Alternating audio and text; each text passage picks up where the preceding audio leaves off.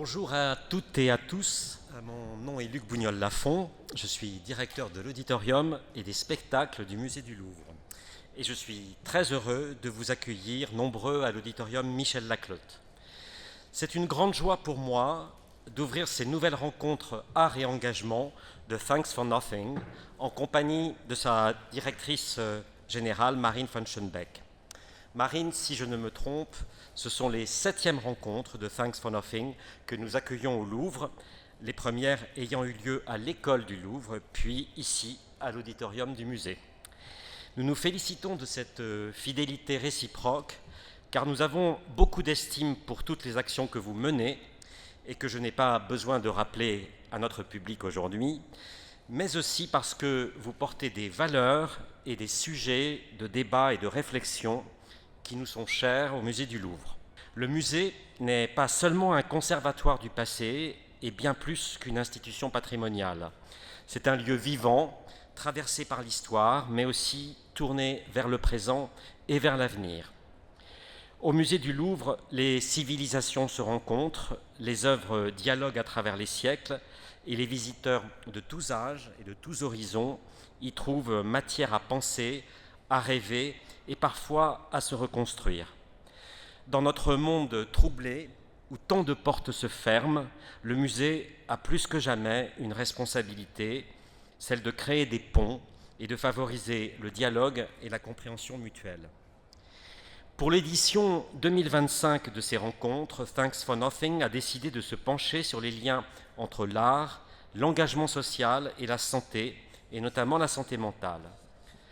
Ces sujets, bien sûr, nous parlent et nous concernent au musée du Louvre.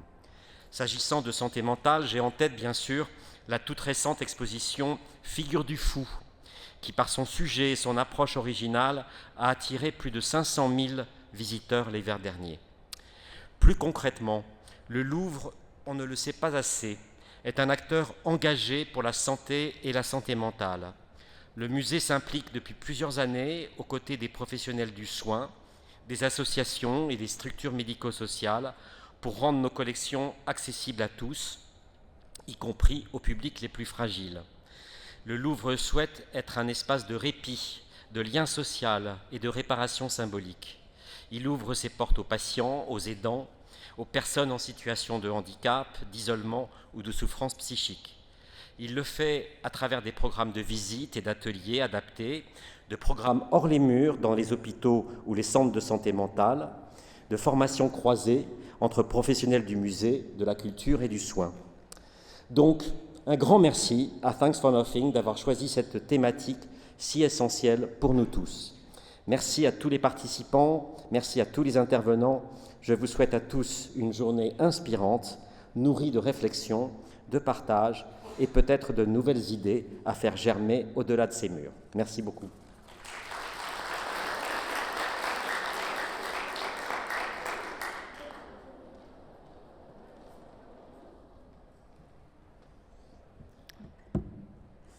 Bonsoir à tous.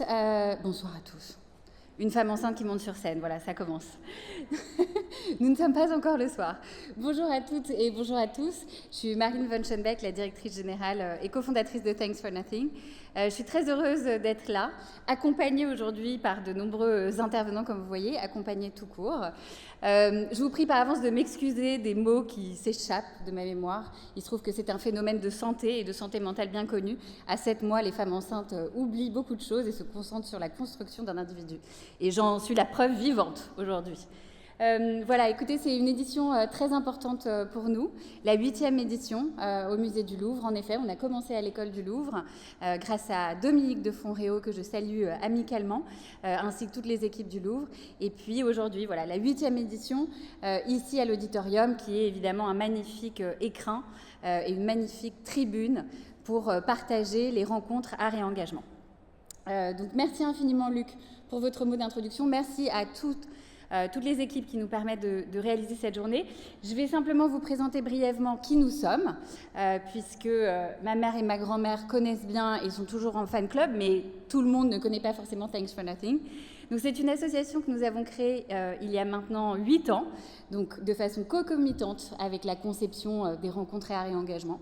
On vient toutes, puisqu'on est un collectif de femmes du monde de l'art contemporain, et on a souhaité, puisque c'était notre temps personnel, dédié à des actions de militantisme et d'activisme auprès d'associations, lier la culture et l'engagement social.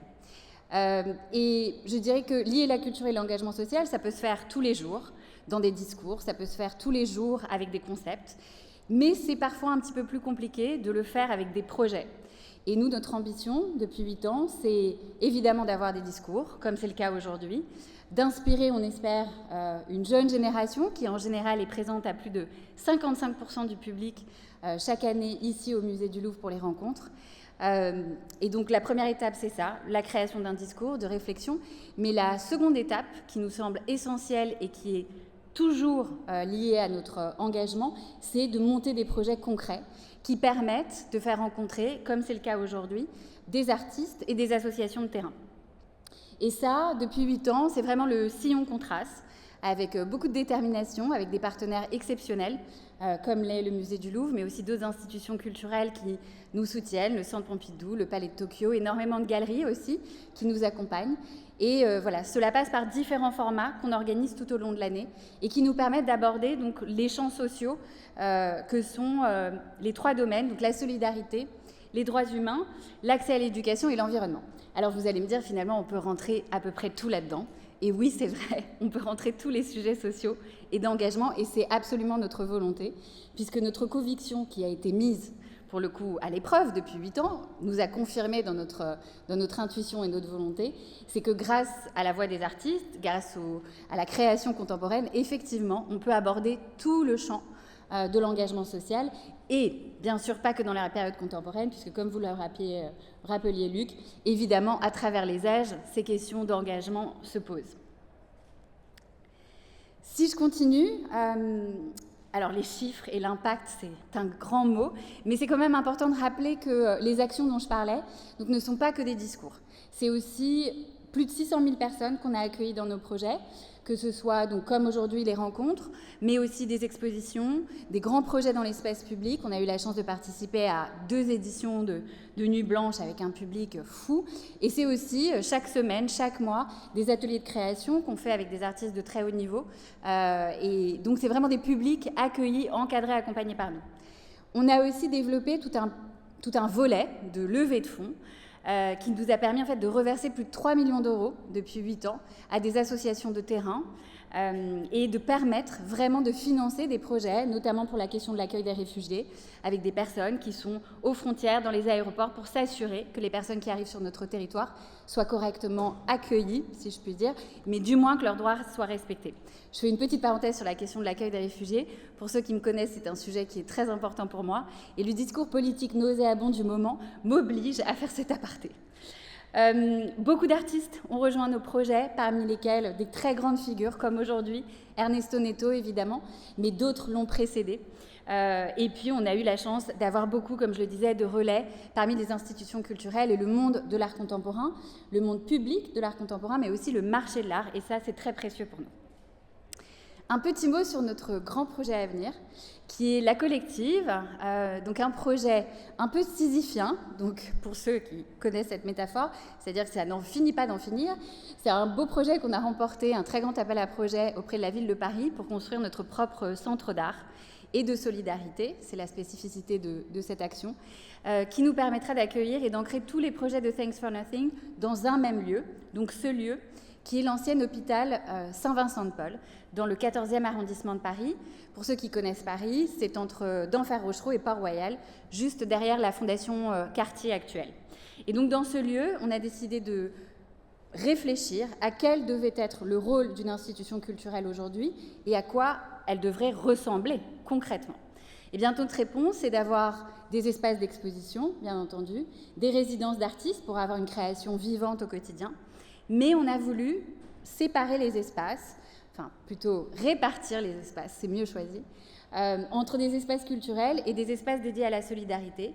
Donc très concrètement, on aura 3500 m² et la moitié est dédiée à l'accueil d'associations et notamment un centre d'hébergement d'urgence d'Emmaüs Solidarité.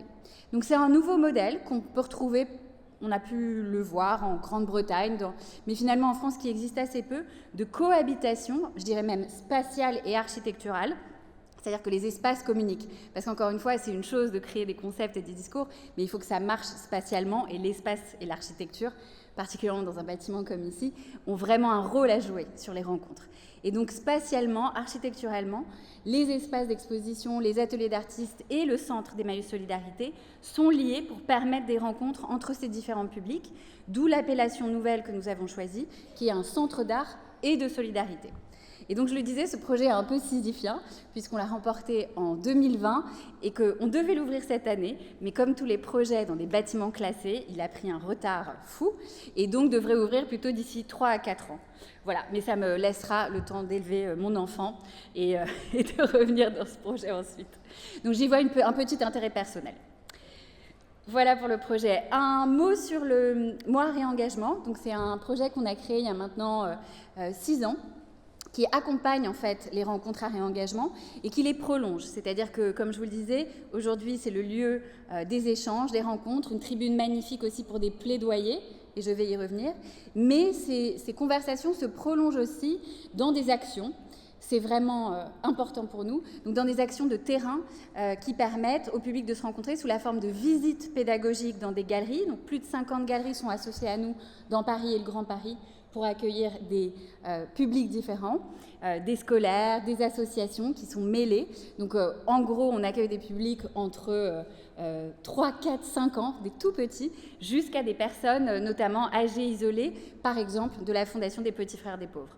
Et donc tout un programme s'articule de cette façon avec eux, et ce depuis 5 ans, ce qui chaque année nous permet, dans le prolongement des rencontres au Louvre, d'accueillir plus de 1500 personnes, donc enfants et publics dits éloignés. On a eu la chance, comme vous le voyez ici, je ne vais évidemment pas les énumérer, mais d'avoir de nombreux participants prestigieux, des artistes exceptionnels, des grandes voix, des grands activistes, des grands militants à nos côtés et qui ont placé, qui ont paved the way, pavé la voie, comme on dit en anglais, à ceux qui viennent aujourd'hui et pour lesquels nous sommes honorés de la présence. Un petit mot sur un projet imminent qui commence en fait depuis hier, c'est que nous avons monté une résidence internationale avec l'artiste Lisette Chirimé, en partenariat avec la fondation Gulbenkian, qui est une grande fondation portugaise de soutien à la culture. Donc c'est une artiste du Mozambique qui fait partie de la programmation que vous allez voir tout à l'heure et qui est arrivée hier même à Paris. C'est la première fois qu'elle vient en Europe et on est très heureuse de l'accueillir pour 2 mois en résidence ici. Donc elle va travailler à la réalisation d'œuvres, à la réalisation d'ateliers de création, notamment au Centre Pompidou. Et évidemment, c'est formidable. Et vous voyez ici tout le programme qu'on a pensé avec elle. Donc, on vous invite tous à venir la rencontrer. Déjà, vous allez la rencontrer pour ceux qui restent aujourd'hui ici, mais aussi lors d'un atelier de restitution de ce qu'elle aura créé au Centre Pompidou, mi-mai, le 17 et 18 mai. Ce sera un des derniers grands week-ends festifs du Centre Pompidou, encore ouvert dans le bâtiment actuel. Voilà, et pour terminer, évidemment un mot sur la programmation d'aujourd'hui.